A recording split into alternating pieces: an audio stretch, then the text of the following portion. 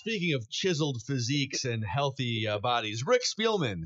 It's been confirmed by the Wilfs that his contract is in lockstep with Mike Zimmer's contract through 2020. So they've got 2019 is no longer a lame duck year for those guys, and 2020 would be the last year of their contract.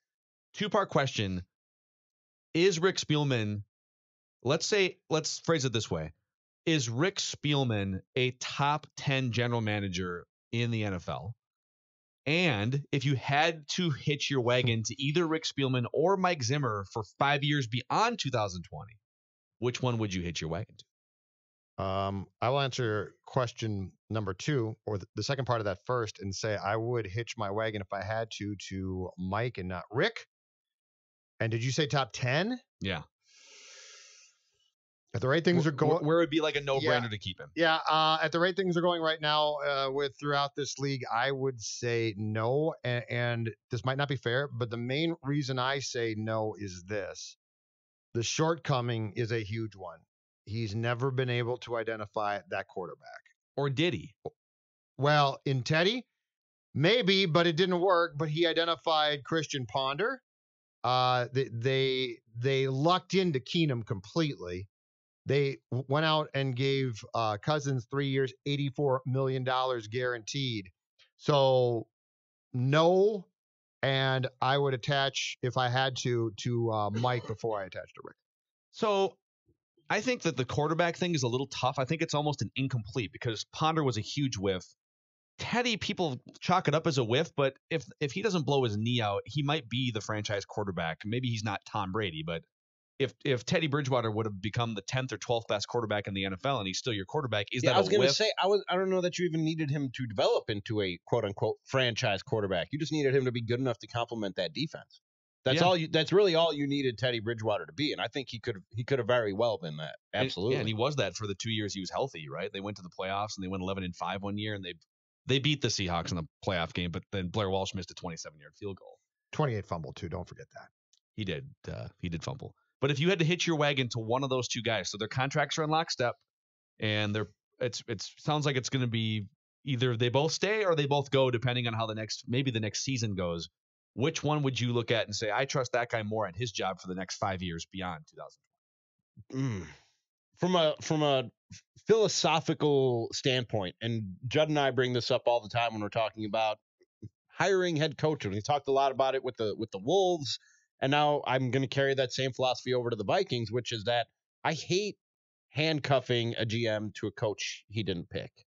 So just based on that philosophy alone, I would go with Zimmer and give him a shot at another head coach I'd go with Spielman and give him a shot at hiring another head coach rather than I'd go with Zimmer and bring in another GM and make him have to keep Mike Zimmer as the head coach. I just don't think that ever works, and you're always stuck with that 1 to 2 year transition where that GM is stuck with that coach and he's riding it out and waiting for the day when the owner or whoever is calling the shots above him goes, okay, you can go hire your own coach. And then he can launch that guy and actually start to enact his plan and his vision. So purely from an organizational philosophy standpoint and the way I think things should flow, I'd send Zimmer packing and let Spielman get a crack at another head coach and see if he has better luck the second time around. Yeah. Like the biggest criticism of Spielman is it's not even that he hasn't been able to build an offensive line. It's that he hasn't even tried really in the draft. If you go back, Rick Spielman first entered the organization in 2006, 7? 2006 after Foley got fired in May of that year, I believe. So he's been at most he's been the general manager, but even at his lowest level with the Vikings, he's been the draft guy. He's been super influential as their draft guru. Absolutely, yes. And the draft board, right? Yep. And there was a 10-year stretch, I want to say, where they only drafted 3 offensive linemen in rounds 1, 2, and 3, and one of them was Ryan Cook. Exercise one time, and it was Matt Khalil, Ryan Cook. Khalil. Yeah. So somebody else. In fairness, he got hired in May of 2006. So Cook was actually a Fran Foley guy. Okay. In 2006, April of that year. But yeah, it's been a weird deal where Rick's tendencies are to believe that he can find certain positions later. And in fact, the Vikings had that through the Childress years at cornerback. they were always like trying to take corners in the third round, and they were swinging and missing. And it's like, well, just take one in the first round. And they finally did. But yeah, there's been some weird perceptions about where they can take certain positions and be fine. Yeah. Well, I think I think it's pretty hard with cornerbacks. There's certain positions where, like cornerback, quarterback, once you get outside the first couple rounds and you're outside the blue chip talent range. Unless you're Zimmer, you can develop them flat out. Even then, though, and you're talented with it, yeah. But then, like offensive linemen, in theory, the Viking strategy of, well, let's go blue chip speed and other positions, and like the defensive back positions, and let's defensive tackle, like just the athletic freak guys. Let's go top end talent in the first couple rounds, and then let's just go find big bodies that we can mold in the 4th, 5th, and 6th rounds. And that really hasn't worked, because here we sit, and the Vikings. Who's your pick, though? Well, if you had to go with one of them, my pick would have been Mike Zimmer, but because I think Mike Zimmer is such a uniquely talented defensive coach that if he's your coach and you have any kind of a roster, you're not a disaster. Like your floor is much higher with Mike Zimmer as your coach, because your worst seasons are going to be 7 and 9. Now, can you win a Super Bowl with Mike Zimmer as a coach and putting all those resources into defense? Well, the Vikings are sure going to try. And actually, Collar brought up a great point on Purple Daily today, that if you take Kirk Cousins' contract and reduce it to just sort of an entry-level rookie quarterback contract, the Vikings would be bottom 2 or 3 in offensive spending in the NFL. Now, they do have a bloated quarterback contract, so that number goes up. But still, so I would have said in a vacuum Mike Zimmer, because he curbs my worst-case scenario. But if you get into the philosophical part of it, would I want to build an organization by picking the head coach first and then finding a GM? Well, and picking a defensive-minded head coach. Yeah. Not just a head coach, but a no. defensive-minded head coach. And you're going to force a GM to inherit that defensive-minded head coach. Yeah. I mean, this is pretty much what the Twins and Timberwolves have done this for a long time, where, no, this is our manager, and then we'll go find a GM. But if Mike goes, I think Rick goes.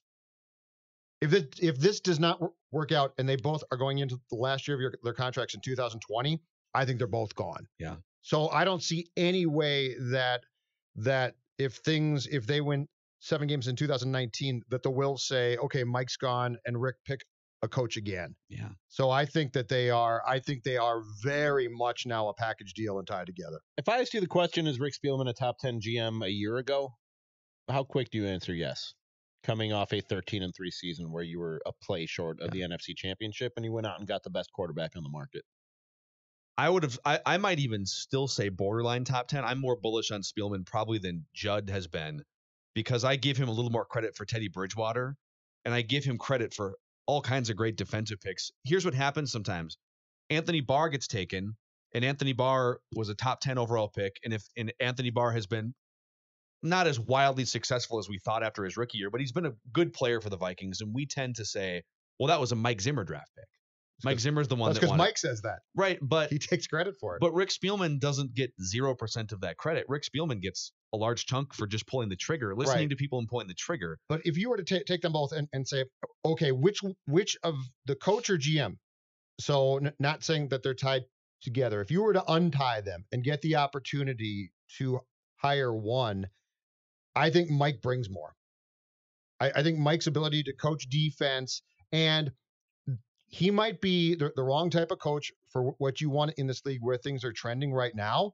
But if you were to ask me who is the more talented person at what they do, I think it's Mike. So it's tough, because how much credit compared to other GMs do you give Rick Spielman for finding hidden gems later on, like 2nd round and later? Stephon Diggs, 5th round draft pick. You're right. It's good. Daniil Hunter was a mid-round draft pick, and he's one of the best pass rushers in the league. Everson Griffin was a mid-round draft pick, became one of the best pass rushers in the league. Dalvin Cook was a 2nd-round pick. I mean, it's a lot harder as a general manager to put together regular playoff caliber teams without a franchise quarterback than it is to have Aaron Rodgers and just find a bunch of dudes to go 10-6. Yeah. You know, like Ted Thompson got all this credit for a long time. I mean, okay, you have Aaron Rodgers and Brett Favre.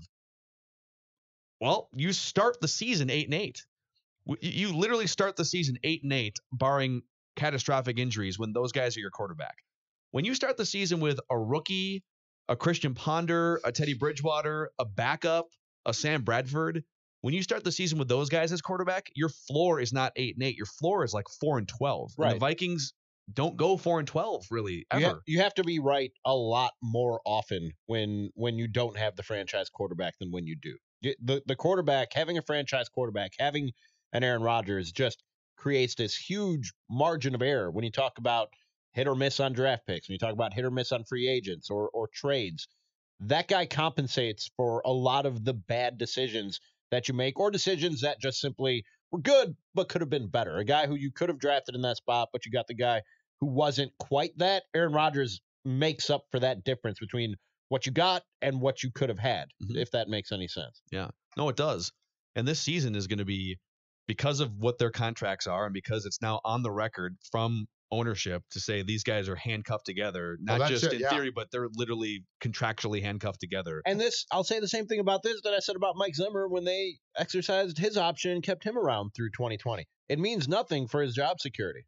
The lame duck year, Correct. Essentially, in terms of your job security and how that relates to performance, is 2 years out. If you don't have more than 2 years left on your contract, you're playing or coaching or being a GM for your job. Your job is on the line in that season. And I'm convinced that if this year does not go the way that the Wilfs would like to see it go, and the way that I'm sure Vikings fans would like to see it go, that both Zimmer and Spielman will be looking for a job at season's end, if not sooner than that. How many wins does this team need to have in 2019 for them to both be extended again?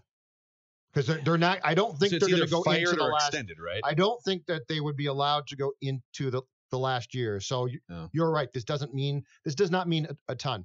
What does the record need to be for both of these guys to, let's say, get 3-year extensions? Or what's the starting point? Yeah, I think so much of it depends on what it looks like. You know, if it's less about the record to me and it's more about, well, let's say a bunch of guys don't get hurt, but Cousins sort of scuffles and he's not great, and it's 2018 again, a semblance of that. I think you either have to win the division or win a playoff game, one or the other. Okay. So 11-5, win the division. But that's a pretty high bar, yeah. And then maybe you get beat in your home playoff game. But if you go 11-5 and then you get beat in your first playoff game, do those guys get fired? I don't think they do.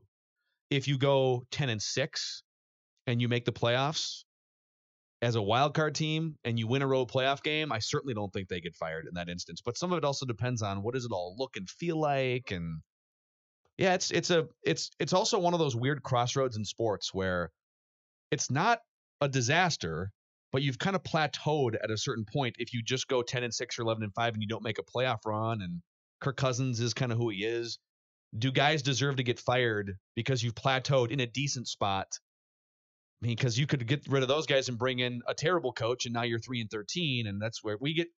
It's hard because we fire for the sake of firing sometimes. Like, oh, we've hit a plateau, gotta fire somebody, right? And I don't know if that's always the right way to look at it. I wouldn't put a number on it, and I don't mean to dodge your question, Judd, but I won't put a number of wins on how many they have to get for Spielman and Zimmer to be safe and secure in their jobs at the end of the year. But I'll just say that you need to finish the season having the feeling like you at least had a real chance to win a Super Bowl. Like if this had gone our way, if that had gone our way, we could have been there. That's what I feel saying. Playing in the big game. Right. Yeah. So I wouldn't put a number of wins on it, or even you probably need to win the division to have that type of feeling about the season. Like you were a real contender, and had things gone your way, you could have been playing in some big games. Even if you don't get to those big games, you just want to have that feeling like it was realistic. Had things gone your way, that you'd be playing in that game. I think